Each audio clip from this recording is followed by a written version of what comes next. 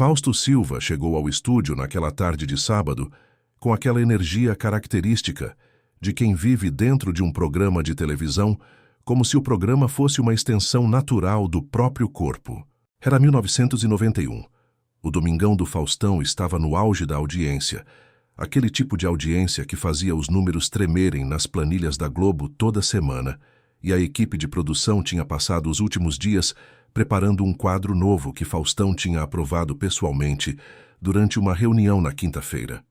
A ideia era simples, da forma que as melhores ideias de televisão são simples. Alguém da plateia seria escolhido aleatoriamente, levado ao palco e desafiado a se apresentar musicalmente na frente de milhões de pessoas sem nenhum aviso prévio, sem preparação, sem rede de segurança. O constrangimento fazia parte do entretenimento. A vulnerabilidade do cidadão comum exposto à câmera era exatamente o tipo de coisa que o público em casa adorava assistir, identificando-se com o suor frio e ao mesmo tempo aliviado por não ser ele. A plateia naquele sábado era a de sempre.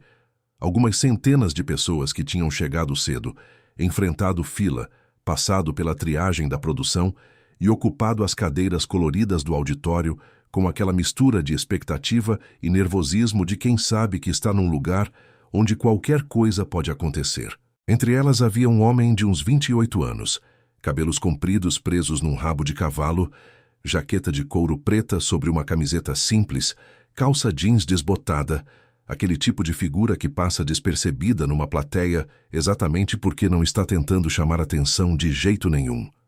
Tinha chegado sozinho, sentado numa das fileiras do meio e ficado ali quieto enquanto a produção aquecia o público com músicas e brincadeiras antes da gravação começar.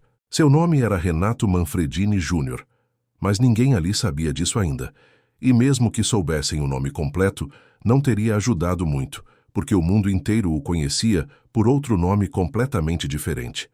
Renato estava naquela plateia por uma sequência de circunstâncias que ele mesmo descreveria depois como uma combinação improvável de tédio, curiosidade e uma aposta perdida para um amigo. Tinha passado a semana em São Paulo resolvendo questões relacionadas à gravadora. Reuniões longas e cansativas sobre distribuição e contratos, e no sábado de manhã tinha acordado sem compromisso e sem vontade particular de fazer nada que exigisse esforço. O amigo que estava hospedando ele tinha sugerido como brincadeira que fossem assistir ao Domingão. Havia ingressos disponíveis através de um contato da produção, e Renato tinha dito não de primeira, segunda e terceira vez até que uma aposta boba sobre o resultado de um jogo de cartas na noite anterior o tinha colocado numa posição sem saída.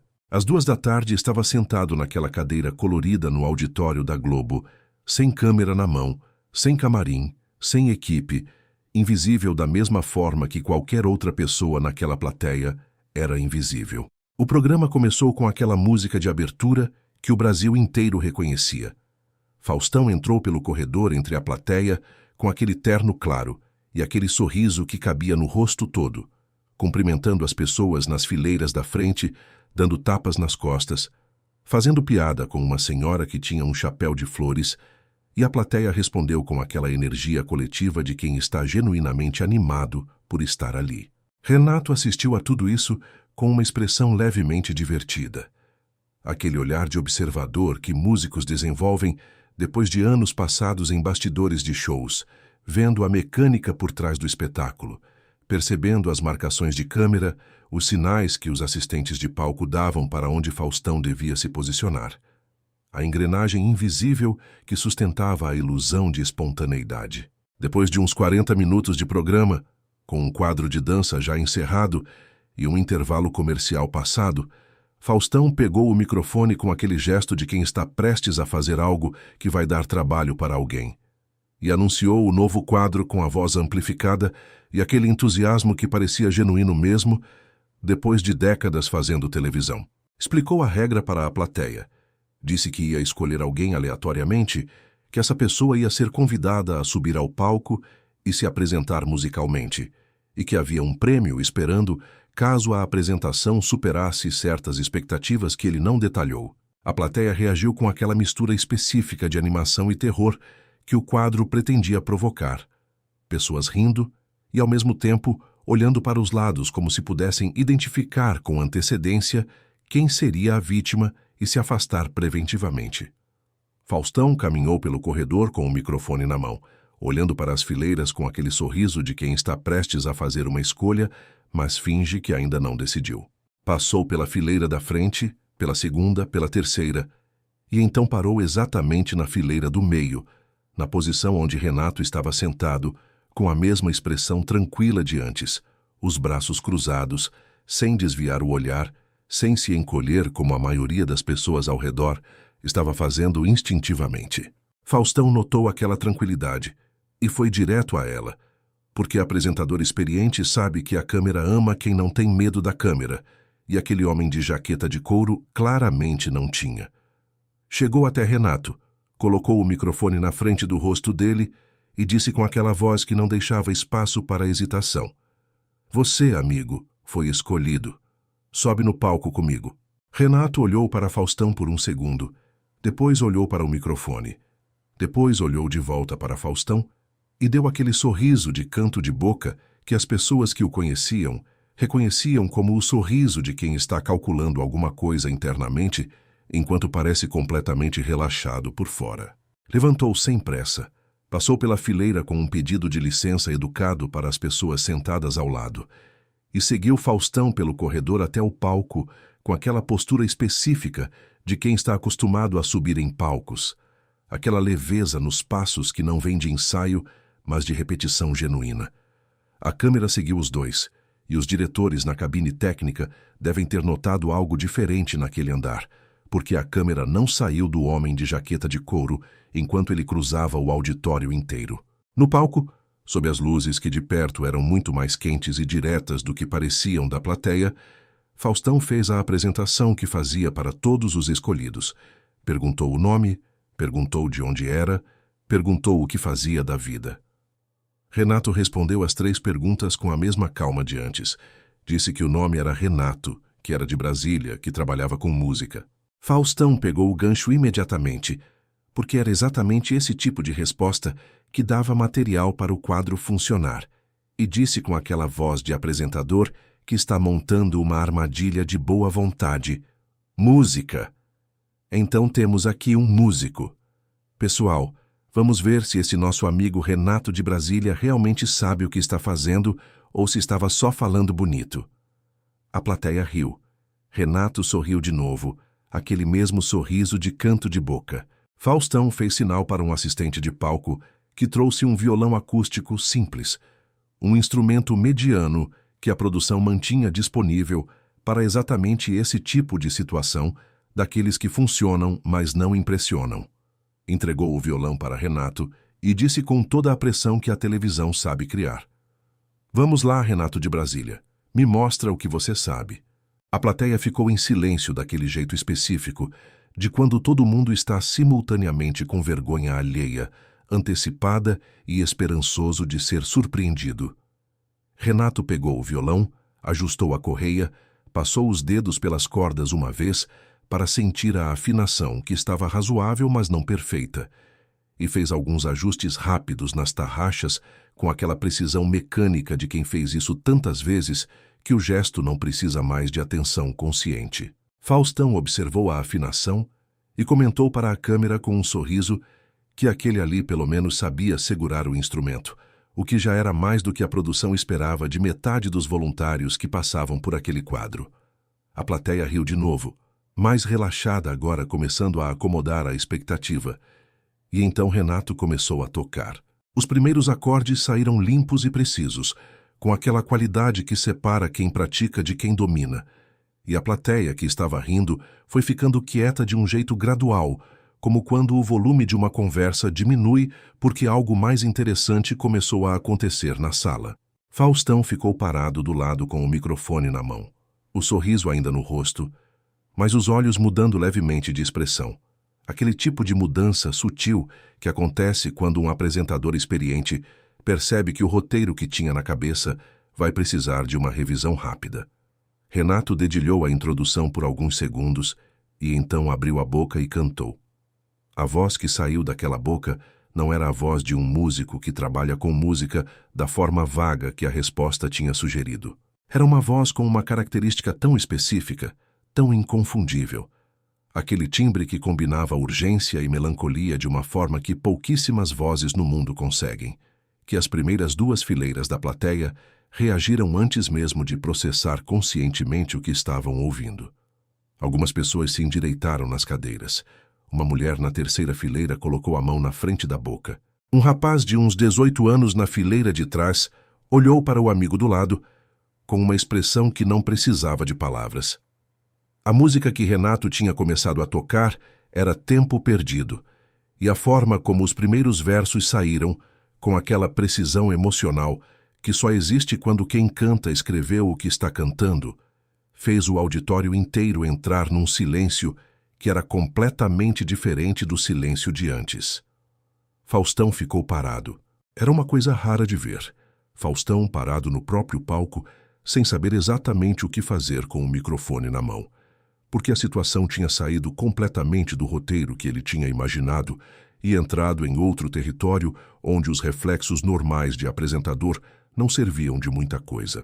Ficou olhando para aquele homem de jaqueta de couro tocando e cantando no centro do seu palco, e foi deixando a ficha cair em camadas, da mesma forma que a plateia estava deixando, primeiro a qualidade da voz, depois a qualidade da letra, depois a forma específica como as palavras e a melodia se encaixavam, e então, finalmente, o reconhecimento completo que chegou como uma onda que não dá para parar quando já está chegando. A plateia começou a reagir de formas diferentes e simultâneas. Pessoas que tinham reconhecido antes aplaudiam baixinho sem querer interromper. Pessoas que ainda estavam processando ficavam olhando com aquela expressão de que a realidade estava fazendo algo inesperado. Uma produtora que estava na lateral do palco com um fone de ouvido abriu os olhos de um jeito que os colegas do lado dela vão lembrar por anos. Na cabine técnica, alguém disse alguma coisa para alguém, e as câmeras que estavam seguindo o quadro no modo habitual de cobertura foram se reorganizando numa formação diferente. Aquela formação que os operadores adotam quando percebem que algo que não estava no roteiro está acontecendo, e que esse algo é importante o suficiente para registrar de todos os ângulos possíveis. Renato terminou o primeiro verso e o refrão. E então, parou. Não porque tinha acabado, mas porque havia chegado num ponto onde parar fazia sentido, da mesma forma que uma frase bem escrita sabe quando terminar. Baixou o violão levemente e ficou olhando para Faustão com aquela expressão tranquila que tinha trazido da plateia, como se tivesse feito a coisa mais natural do mundo e agora estivesse esperando a conversa continuar. A plateia explodiu. Não o tipo de aplauso educado que uma boa apresentação recebe, mas aquele tipo de aplauso que tem uma qualidade diferente, mais alto e mais longo, e com aquele elemento de surpresa que o torna ainda mais intenso, porque parte das pessoas ainda estava batendo palma enquanto processava o que tinha acabado de acontecer. Faustão olhou para a câmera, olhou para a plateia, olhou para Renato e fez algo que raramente fazia no próprio programa. Ficou sem fala por alguns segundos. Depois chegou mais perto de Renato, pegou o microfone de volta e disse com uma voz que tinha perdido aquele tom de apresentador, conduzindo um quadro, e ganhou algo mais próximo da voz de uma pessoa simplesmente espantada. Você pode me dizer quem você é de verdade? Renato tirou o violão da correia com calma, entregou para o assistente de palco que tinha aparecido ao lado e disse com aquela simplicidade que é a coisa mais difícil de fingir. Eu sou o Renato Russo. O Faustão ficou olhando para ele por um momento que as câmeras registraram inteiro, e então deu aquela risada enorme e inconfundível que o Brasil inteiro conhecia, a risada que significava que algo tinha ido completamente diferente do planejado e que isso era exatamente o que tornava o programa vivo. O auditório foi ao caos de um jeito festivo e caloroso, aquele caos bom de quando a realidade surpreende todo mundo ao mesmo tempo. Faustão abraçou Renato com aquela efusividade genuína de alguém que acabou de ser presenteado com algo que não esperava, e ficou falando para as câmeras sobre como aquilo era o tipo de coisa que só acontecia ao vivo, o tipo de momento que nenhum roteiro conseguia produzir, porque a espontaneidade verdadeira não se escreve, Ela acontece quando as condições são certas e as pessoas certas estão no lugar certo sem saber que iam estar lá. Renato ficou no palco por mais alguns minutos. Respondeu algumas perguntas de Faustão com aquela honestidade direta que as pessoas que o conheciam reconheciam como característica fundamental. Falou brevemente sobre a Legião, sobre Brasília, sobre música, e então voltou para a plateia com o mesmo passo tranquilo com que tinha saído dela. Meses depois, aquele trecho do programa circulou de mão em cópias de VHS pelo Brasil inteiro, antes de qualquer internet, antes de qualquer possibilidade de compartilhamento digital, copiado e recopiado até a imagem ficar granulada de tanto ser reproduzida. As pessoas que estavam naquela plateia contaram a história pelo resto da vida, com aquele prazer específico de quem testemunhou algo que entrou para a história sem saber que estava testemunhando. E Faustão, em entrevistas ao longo dos anos seguintes, mencionou aquela tarde como um dos momentos que provavam porque televisão ao vivo era insubstituível, porque nenhum roteiro no mundo teria conseguido escrever um Renato Russo na plateia sem saber que ia ser chamado ao palco. Essa história nos lembra que grandeza verdadeira não precisa de apresentação, porque ela se apresenta sozinha quando as circunstâncias abrem espaço. Renato não foi àquele estúdio para ser reconhecido. Não estava tentando provar nada para ninguém. Não tinha nenhum plano além de passar uma tarde de sábado num lugar que não era o seu ambiente natural. E foi exatamente por isso que o que aconteceu foi tão poderoso, porque veio sem aviso, sem preparação, sem a armadura que as pessoas constroem quando sabem que estão sendo observadas. Você também tem algo genuíno dentro de si que não precisa de palco preparado para aparecer.